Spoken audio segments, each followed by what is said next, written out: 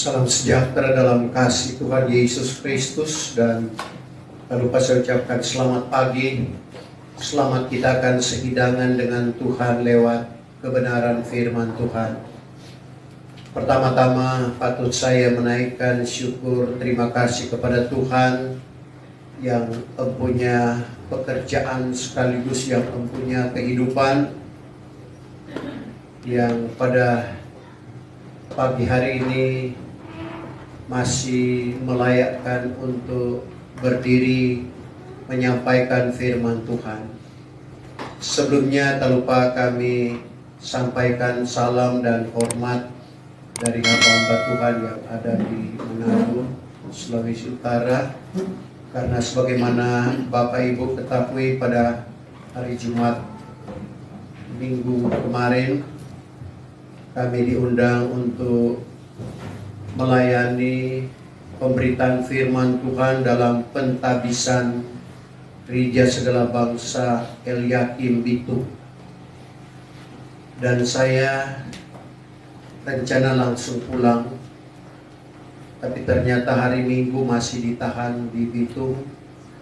Hari Senin ke tahunan, karena seumur-umur saya juga baru pesan satu kali saya ke sana, itu pada hari Senin, dan hari Selasa ada pelayanan di sana, dan hari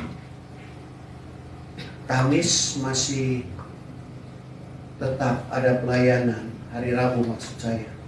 Kamis kami boleh bertolak dari Manado, tiba dengan selamat di tempat ini. Sekali lagi salam dan hormat dari hamba-hamba Tuhan dan sidang jemaat yang kami layani di sana, menyampaikan salam dan hormat untuk sidang jemaat yang ada di tempat ini. Puji Tuhan, kita segera akan membaca, mendengarkan firman Tuhan yang saya ambil di dalam kitab Ibrani pasal yang ke-11, ayatnya yang ke-6. Dan untuk menghormati pembacaan firman Tuhan, saya jemput kita sekalian bangkit berdiri. Ibrani 11 ayat 6 dalam Alkitab terjemahan lama berkata sebagai berikut: "Jikalau tiada beriman, mustahil diperkenan Allah. Karena orang yang menghampiri Allah itu wajib ia yakin bahwa Allah ada, dan lagi bahwa ialah memberi pahala kepada segala orang yang mencari Dia." Terima kasih. Puji Tuhan, silakan.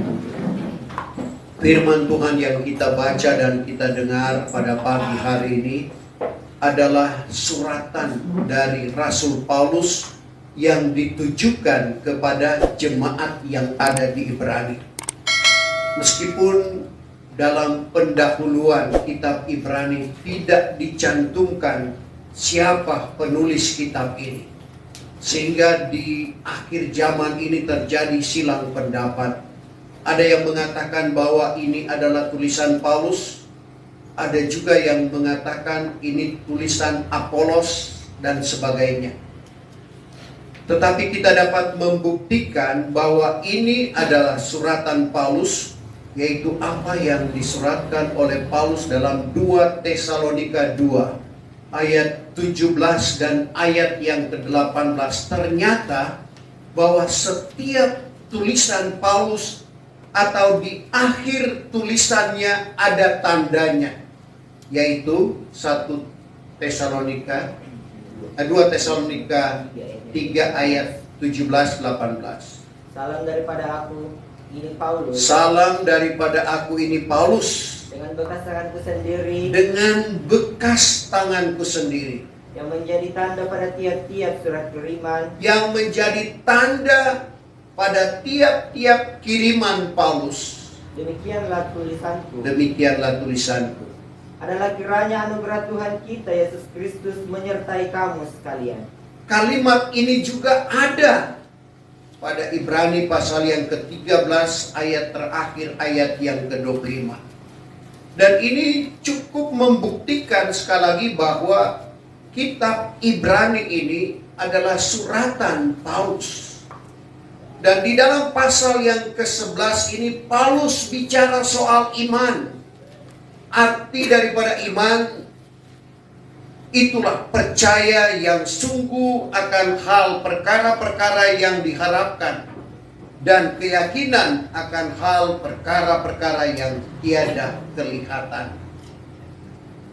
Dan Paulus menceritakan tentang tokoh-tokoh Alkitab, termasuk bapa segala orang yang beriman, yaitu Ibrahim. Ibrahim dalam Galatia pasal yang ketiga ayat yang ke-7, di mana dikatakan di sana semua orang yang percaya. Coba kita baca Galatia 3. Sebab itu hendaklah kamu mengetahui Hendaklah kamu mengetahui bahwa segala orang yang beriman itulah anak-anak Ibrahim. segala orang yang beriman adalah anak-anak Ibrahim. Sebab itu dia disebut bapa segala orang beriman, dan lebih jelas dalam Roma 4 ayat 11 di sana diceritakan bahwa dia dalam hal ini Ibrahim menjadi bapa segala orang yang beriman. Di hari-hari terakhir ini kita perlu beriman di dalam menghadapi kehidupan ini. Ada cerita di dalam Alkitab, yaitu seorang penghulu laskar. Penghulu, atau kalau sekarang di Indonesia, pame, perwira menengah. Karena dia ada atasan, dia juga ada bawahan. Pada waktu pelayan atau pembantu atau budaknya sakit, maka Tuhan berkata bahwa Tuhan akan ke rumahnya untuk menyembuhkan budak yang sakit itu. Tetapi perwira menengah ini tidak mengizinkan Tuhan untuk datang ke rumahnya. Tidak dicantumkan alasan apa yang membuat dia tidak mengizinkan Tuhan datang ke rumahnya. Dia hanya minta kepada Tuhan supaya Tuhan berkata sepatah kata saja. Karena dia hubungkan dengan keberadaannya sebagai perwira menengah, kepada bawahannya dia suruh pergi, akan pergi. Dia suruh datang, dia akan kemari. Kepada pembantunya dia suruh kerja, maka dia akan kerja. Kalau kita baca di dalam Matius 8, mulai ayat 5 supaya kita paham cerita itu. Matius pasal 8. Ayat yang kelima mulai. Setelah ia masuk ke negeri Kapernaum, datanglah kepadanya seorang penghulu laskar, memohon kepadanya, sambil berkata, "Ya Tuhan, budak saya terbaring di rumah dengan sakit tepok, dan teramat sangat sengsaranya." Maka kata Yesus kepadanya, "Aku akan datang menyembuhkan dia." Tetapi sahut penghulu itu katanya, "Ya Tuhan, Ya Tuhan, saya tidak layak bahwa Tuhan masuk ke dalam rumah saya. saya tidak layak bahwa Tuhan masuk ke dalam rumah saya. Hanya katakanlah sepatah kata saja. Katakan sepatah kata, Niscaya budak saya akan sembuh." niscaya budak saya akan sembuh." Terus, Yang ke-9. Karena saya ini pun seorang yang dibawa perintah, seorang di bawah perintah, dan ada di bawah perintah saya pula beberapa laskar. ada beberapa dikatakan, dan ada di bawah perintah saya ada pula beberapa laskar. Jikalau saya berkata kepada seorang daripadanya, "Pergilah," Pergilah, ia pun pergi. ia pun pergi. Dan kepada yang lain pula, "Marilah," Marilah, ia pun datang. ia datang. Dan kepada hamba saya, "Buatlah itu," maka dibuatkannya lah. Terus ayat 10. Apabila didengar oleh Yesus demikian, Apabila Yesus mendengar akan perkataan penghulu laskar atau perwira menengah ini, heranlah ia. sambil berkata kepada orang yang mengikut dia, Sambil berkata kepada orang-orang yang mengikut dia, "Dengan sesungguhnya aku berkata kepadamu, kepadamu, Dengan sesungguhnya aku berkata kepadamu, di antara orang Israel pun di antara orang Israel pun belum pernah aku melihat iman yang seteguh ini. belum pernah aku melihat iman yang seteguh ini. Iman yang ada pada penghulu laskar ini membuat Tuhan heran. Kalau kita heran dengan perbuatan Tuhan dalam kehidupan kita, itu lumrah, itu biasa. Tapi ini Tuhan yang heran. Dia tidak izinkan Tuhan untuk datang ke rumahnya. Tapi dia katakan sepatah kata saja maka dia akan sembuh. Iman yang luar biasa yang diakui oleh Tuhan, belum pernah dia lihat iman yang seteguh ini. Meskipun itu kepada orang Israel. Biarlah iman yang teguh ini juga menjadi milik dan bagian saya. Saya tidak tahu apakah di antara kita dengan iman kita membuat Tuhan heran. Satu hal yang luar biasa, pengakuan Tuhan terhadap iman dari penghulu laskar ini. Ibrahim dengan iman, pada waktu Tuhan suruh dia keluar dari negerinya, dia belum tahu di mana tujuannya. Tentunya dia belum tahu juga bagaimana keadaannya di tempat di mana Tuhan akan suruhkan dia. Tapi dengan iman dia melangkah. Dan setelah dia menerima janji Tuhan di dalam kehidupannya, di mana Tuhan boleh karuniakan dia melalui istrinya Ishak, Tuhan masih menguji. Ambillah olehmu anakmu yang tunggal, yaitu Ishak yang kau kasihi, Kejadian 22 ayat 2. Bawalah dia, persembahkanlah dia kepadaku. Ibrahim dengan pembantunya, saudara, melangkah ke tempat yang Tuhan telah tentukan. Mendekati bukit di mana dia akan mempersembahkan Ishak. Dia suruh pembantunya untuk tinggallah Ishak dan Ibrahim. Dalam perjalanan yang sisa itu,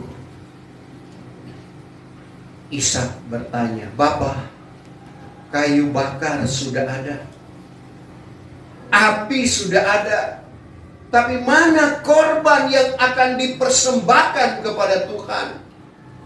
Ibrahim tidak berterus terang bahwa dialah yang akan dipersembahkan untuk Tuhan. Dia hanya berkata, Tuhan sudah siapkan.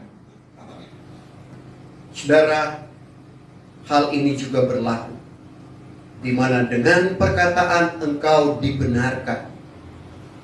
Di dalam Matius 12 ayat yang ke-37. Matius 12 ayat yang ke-37.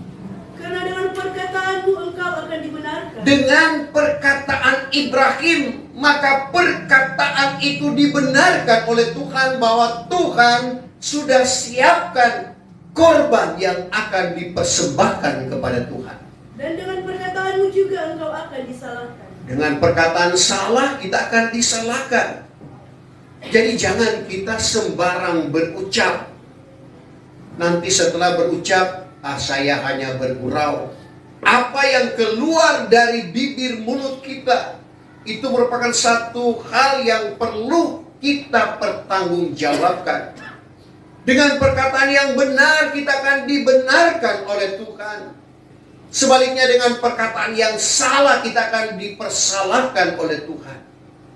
Tuhan membenarkan akan perkataan Ibrahim. Dia juga tidak menyangka bahwa Tuhan sudah siapkan korban yang layak untuk dipersembahkan kepada Tuhan.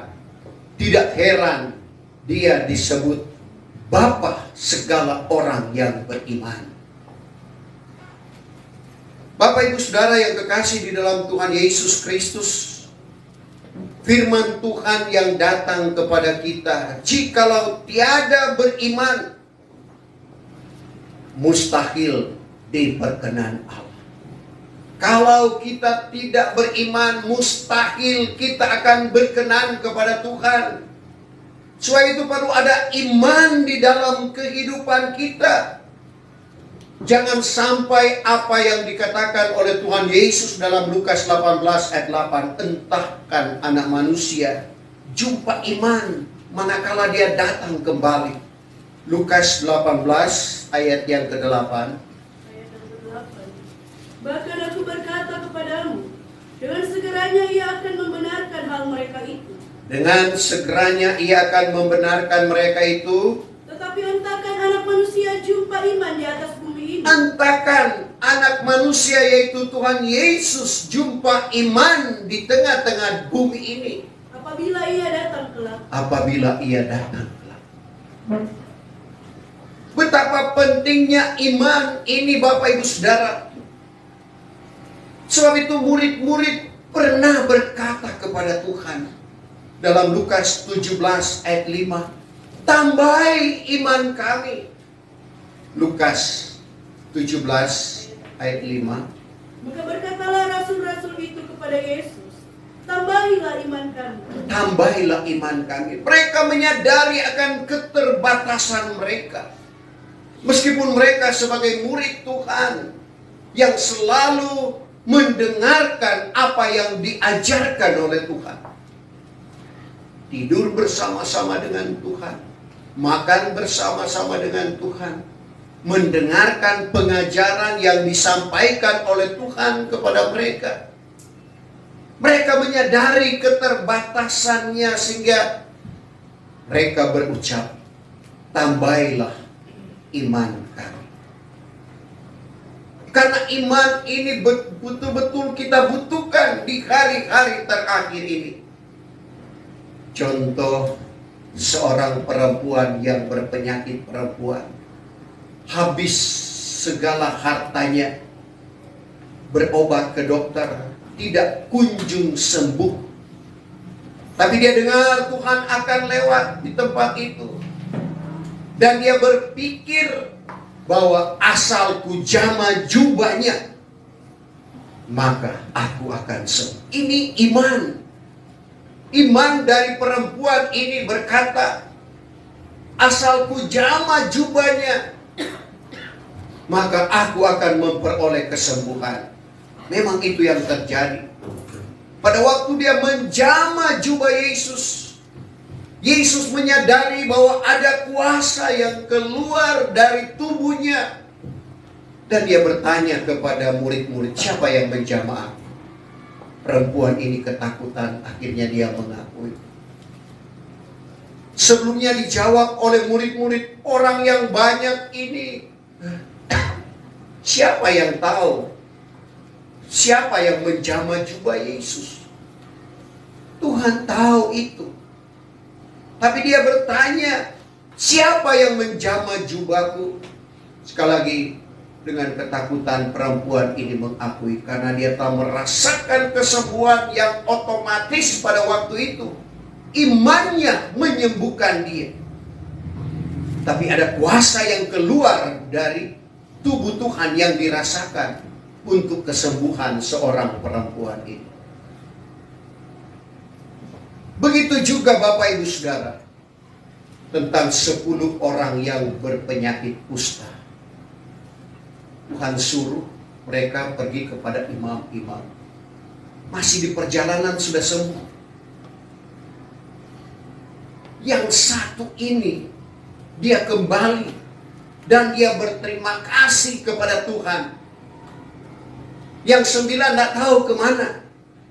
Dalam Lukas pasal 17 ayat 9, akhirnya Tuhan berkata, imanmu sudah menyelamatkan engkau.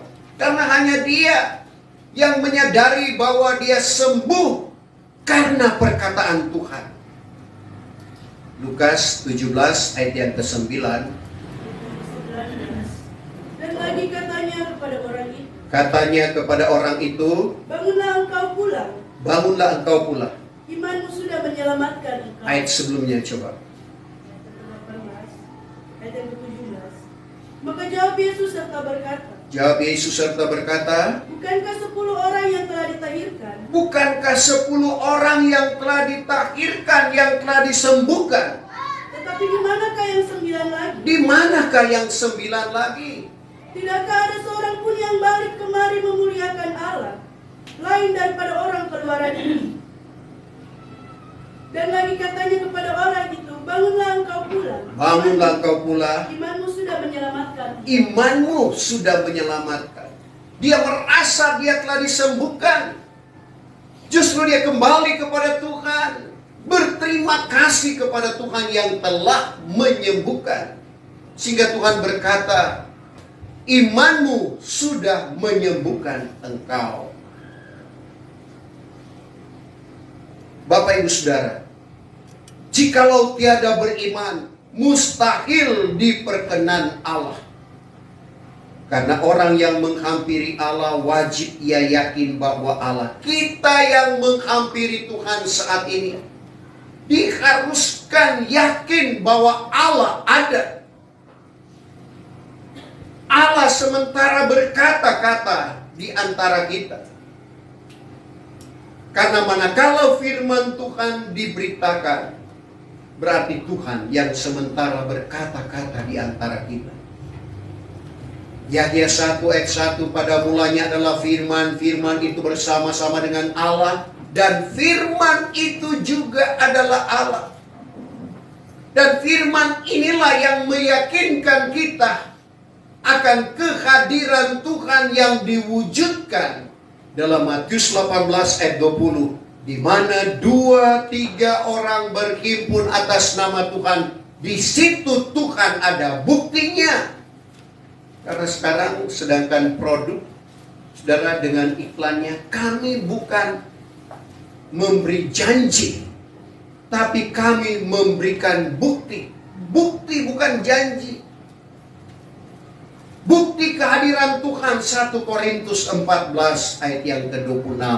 Apabila kamu berhimpun, masing-masing ada dengan mazmur, nyanyian di dalam roh, ada dengan pengajaran atau nubuatan, ada dengan kenyataan atau penglihatan, ada dengan karunia lidah atau bahasa roh. Karunia lidah yang diartikan itu meneguhkan iman.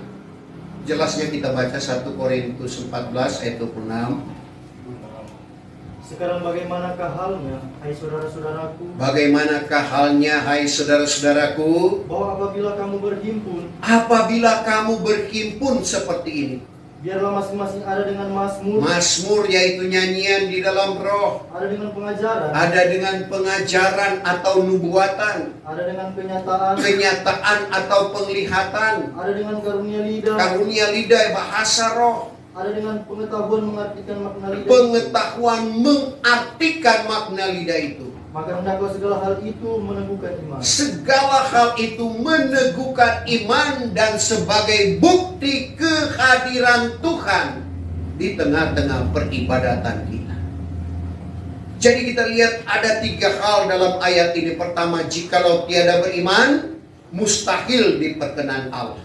Kedua, karena orang yang menghampiri Allah itu wajiblah ia yakin bahwa Allah ada. Harus kita yakin bahwa Allah ada bersama-sama dengan kita. Yang ketiga, dan lagi bahwa ia pemberi pahala kepada segala orang yang mencari dia. Orang yang mencari Tuhan ada pahala. Bapak, Ibu, saya dan saudara yang mencari Tuhan saat ini tidak sia-sia. Ada pahala, ada keuntungan besar. Sebab itu Paulus katakan, kalau kita beribadah dengan hati yang senang, kita akan memperoleh laba yang besar. 1 Timotius 6 ayat yang ke-6. Ibadat itu sungguh besar labanya jikalau disertai dengan hati yang senang. Kalau salinan baru rasa cukup, kalau tidak salah. Tapi salinan lama cuma begitu aja. 1 Timotius 6 ayat 6. Adapun ibadat itu sungguhlah besar labanya jikalau disertai dengan hati yang senang. Jadi ibadah seperti yang kita lakukan besar keuntungannya. Kita mencari Tuhan dengan senang hati. Ada keuntungan yang besar. Dan kita perhatikan dalam 1 Timotius 4 ayat 8. Senam, olahraga, latihan badani dibandingkan dengan firman Tuhan, beribadah, saudara, menurut firman Tuhan itu hanya sedikit. Padahal menurut medis kesehatan, berolahraga itu sangat mempengaruhi kesehatan tubuh kita. Tapi dibandingkan dengan kita beribadah seperti saat ini, dalam 1 Timotius 4 ayat yang ke-8.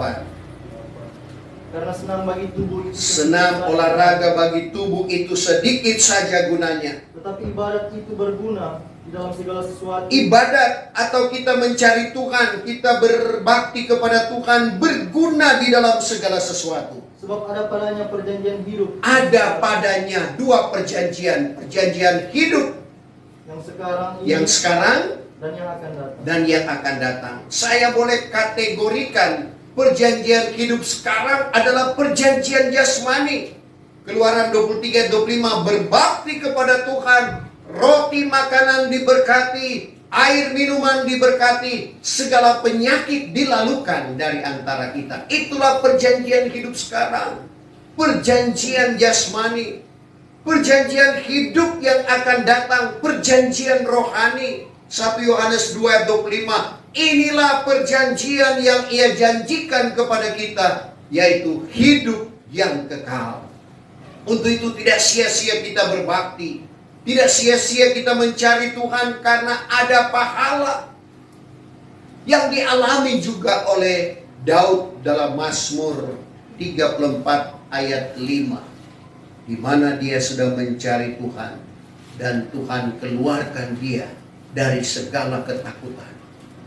Dia dikejar untuk dibunuh oleh Saul. Siapa yang tidak takut apabila kita dikejar untuk dibunuh?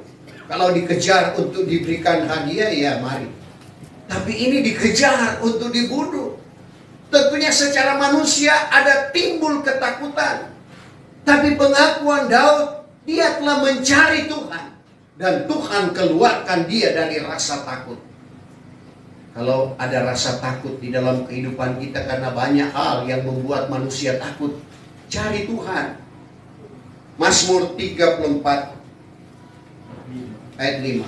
Bahwa aku sudah mencari Tuhan. Aku sudah mencari Tuhan, kata Daud. Lalu ia pun menyahut akan daku. Ia menyahut akan daku. Dan dikeluarkannya aku daripada segala ketakutan. Dikeluarkannya aku dari segala ketakutan. Bukan separuh, semua yang dia rasa takut hilang. Dan dilanjutkan dengan ayat yang ke-11. Singa muda boleh kekurangan dan kelaparan. Padahal singa adalah raja binatang. Mudah saja dia mendapatkan makanan lewat binatang-binatang yang lebih lemah daripada dia. Tapi bisa kekurangan, bisa kelaparan. Tapi orang yang mencari Tuhan tidak akan kekurangan barang sesuatu pun. Ini janji Tuhan kepada orang yang mencari Tuhan. Ayat yang ke-11, Mazmur 34. Bahwa singa muda boleh kekurangan dan kelaparan. Singa muda boleh kekurangan dan kelaparan. Akan tetapi orang yang mencari Tuhan itu tiada kekurangan barang suatu jua. Orang yang mencari Tuhan tidak akan kekurangan barang sesuatu pun. Kenapa Bapak Ibu Saudara? Karena Tuhan tidak pernah meninggalkan orang yang mencari Tuhan. Berarti Tuhan menyertai. Kalau Tuhan menyertai, segala sesuatu beres. Pasti Tuhan adakan apa yang menjadi kebutuhan keperluan kita. Dalam pasal sebelumnya, Mazmur 9 ayat yang ke-11. Mazmur 9 ayat yang ke-11. Segala orang yang mengetahui akan namamu itu Segala orang yang mengetahui akan namamu itu akan harap padamu. akan harap padamu. Sebab belum pernah ya Tuhan, Sebab belum pernah ya Tuhan, Engkau meninggalkan orang yang mencari Engkau. Engkau meninggalkan orang yang mencari Engkau. Berarti kalau Tuhan tidak tinggalkan, Dia menyertai akan kehidupan kita. Kalau Tuhan yang menyertai kehidupan kita, bahwa Tuhan ada di pihak kita. Roma 8 ayat 31. Kalau Allah di pihak kita, siapa yang dapat melawan kita? Tidak ada. Penyertaan Tuhan yang menolong akan kehidupan kita akan alami dan rasakan menghadapi situasi dunia yang akan masuk pada masa-masa yang sukar. Tidak perlu kita takut karena Tuhan tidak akan tinggalkan kita asalkan kita mencari Tuhan. Lebih dari itu, orang yang mencari Tuhan akan mengerti segala perkara. Sebab itu saya selalu katakan, saya kurang setuju, bukan tidak setuju dengan lagu banyak perkara yang tak dapat ku mengerti. Diawali dengan kesalahan. Orang yang mencari Tuhan mengerti segala perkara. Sebab itu jangan kita berkata banyak perkara yang tak dapat ku mengerti. Coba Amsal 28 ayat yang kelima. Orang jahat tidak mengerti barang yang benar. Orang jahat tidak mengerti barang yang benar. Tetapi orang yang mencari Tuhan mengerti. Orang yang mencari Tuhan mengerti segala perkara. Mengerti segala sesuatu. Kita tidak akan berkata matum baraka susite. Kita tidak akan berkata mengapa terjadi demikian. Segala sesuatu yang terjadi di dalam kehidupan kita itu atas seizin Tuhan. Seperti Ayub, orang saleh, orang yang takut akan Tuhan, orang yang tulus hatinya, tapi Tuhan izinkan dia untuk dicobai. Segala sesuatu yang ada padanya lenyap, termasuk anak-anaknya. Tetapi dia berkata, dengan telanjang aku keluar dari dalam rahim ibuku. Dengan telanjang juga aku akan kembali kepadanya. Terpujilah nama Tuhan. Dia masih bilang puji Tuhan. Karena sekali lagi dia menyadari segala sesuatu yang terjadi di dalam kehidupannya itu atas seizin Tuhan. Sebab itu Ayub berbicara tentang berkat melalui sengsara. Setelah dia mengalami sengsara, Tuhan kembalikan apa yang pernah ada padanya. Ayub 42 ayat 10. Tuhan kembalikan 2 kali ganda. Karena dia memang orang yang tulus hati. Di dalam kekayaannya dia tetap dengan Tuhan. Di dalam kemiskinan, kepicikannya dia tetap dengan Tuhan. Artinya dia tetap mengandalkan Tuhan di dalam segala aspek kehidupannya. Di dalam segala situasi yang berlaku di dalam kehidupannya, Tuhan tetaplah Tuhan. Biarlah itu juga menjadi pedoman di dalam kehidupan kita. Dan ternyata salah satu kunci untuk mendapatkan kebahagiaan, kita cari Tuhan. Ke gunung tinggi ku naik, tidak ada kebahagiaan atau kedamaian. Ke lembah jurang ku turun mencari damai, kita tidak akan peroleh. Itu lagu anak-anak sekolah minggu. Tetapi firman Tuhan dalam Mazmur 119 ayat yang kedua. Tentunya ini menjadi pengalaman dari pemazmur. Mazmur 119 ayat 2. Berbahagialah mereka itu sekalian, memuliakan kesaksiannya, serta mencari akan dia dengan segenap hati. Berbahagia kalau kita mencari Tuhan dengan segenap hati. Bukan asal-asal. Tetapi kalau kita mencari Tuhan dengan segenap hati, maka kebahagiaan itu akan menjadi milik dan bagian kita. Sebab itu, firman Tuhan datang, jikalau tiada beriman, mustahil diperkenan Allah. Karena orang yang menghampiri Allah itu wajib yakin bahwa Allah ada. Dan lagi ia pemberi pahala kepada segala orang yang mencari dia. Tidak sia-sia kita mencari Tuhan saat ini. Ada pahala yang dijanjikan Tuhan. Saya jemput kita bangkit berdiri. Kita sempurnakan ibadah kita. Betapa besar kasih